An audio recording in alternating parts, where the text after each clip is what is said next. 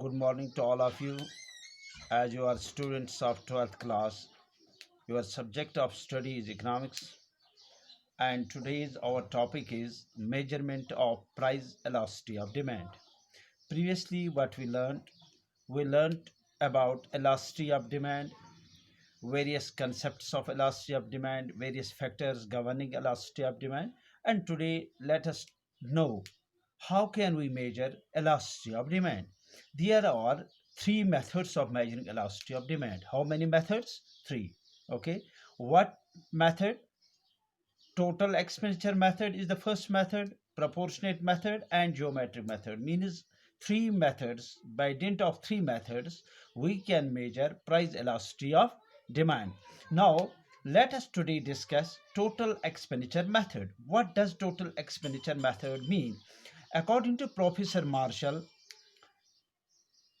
he is of the view, or he states that through this method, one can observe how much total expenditure is affected as a result of rise or fall in price of the commodity.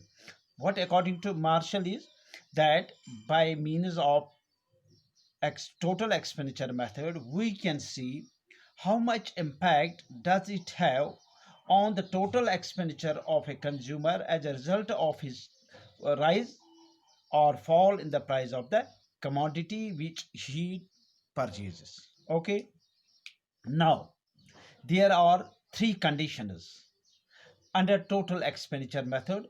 Three conditions arise. The first is if rise or fall in price of a commodity makes no change in total expenditure of the consumer, we can say elasticity of demand is unitary.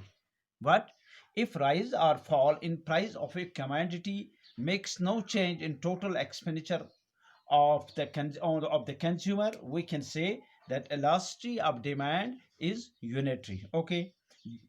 Second condition is if rise in price of a commodity leads to decrease in total expenditure, there occurs a rise in price of commodity, but as a result of it leads to decrease in total expenditure, then we can say that elasticity of demand of that commodity is said to be greater than unity. When if with a rise in price of a commodity leads to decrease in total expenditure of the commodity total expenditure, then elasticity of demand of that commodity is said to be greater than unity unitary unitary elastic. Okay. Now, third condition is if with fall in price of a commodity, total expenditure decreases. Price of commodity falls, total expenditure decreases. We can say the elasticity of demand for that commodity is less than unitary elasticity. Is less than unitary elasticity. So, how many conditions are there when we calculate or when we measure price elasticity by means of total expenditure method? Three conditions arise. First, if price rise, if there is a rise in price or fall in price and it leads no change in in total expenditure, we can say elasticity of demand is unitary. And when with the rise in price of the commodity, total expenditure of the consumer decreases, of the total expenditure of the consumer decreases, we can say it is elasticity of demand is greater than unitary elasticity. And if with a fall in price of commodity, total expenditure of the consumer also falls, we can say elasticity of demand for that commodity is less than unitary elasticity. Okay, this much is enough for today.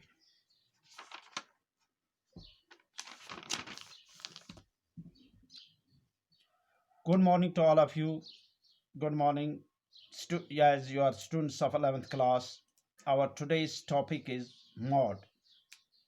Previously, what we learned, first we learned about mean, then we learned about median, and now our new concept is mod. What is mod? First, let us try to understand its meaning. So far as statisticians are concerned, they are of the view that the most repeated item in the series is called mod. The most repeated item in the series, whether it is in ascending order or it is in descending order, in whatsoever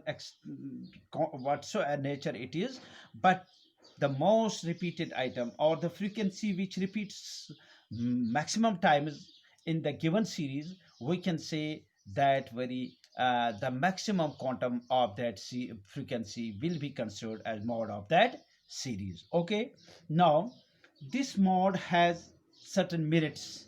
It is easy to understand and easy to use. First merit of it is that it is easy to understand and easy to use. Second, it isn't affected by extreme values. That is, it is affected by values with maximum frequency. Okay. Number third, maximum repeated value is considered as the mode.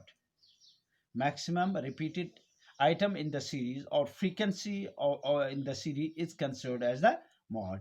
Number four, for calculation of mode, the frequencies of previous and next class are also required. For calculation of mode, the frequencies of previous and next classes are also considered. Okay. Now, this mode has certain demerits or limitations, or we can say loopholes. First, it ignores extreme values. First demerit of it is it ignores extreme value. Number two, it isn't suitable for algebraic use. It isn't suitable for algebraic use. Number three, it depends on grouping. It depends on grouping. And number four, if all the frequencies of the item are same, mode cannot be calculated. It is one of the important deficiency of this is if all the frequencies of the item are same, mode cannot be calculated. Okay, this much is enough for today.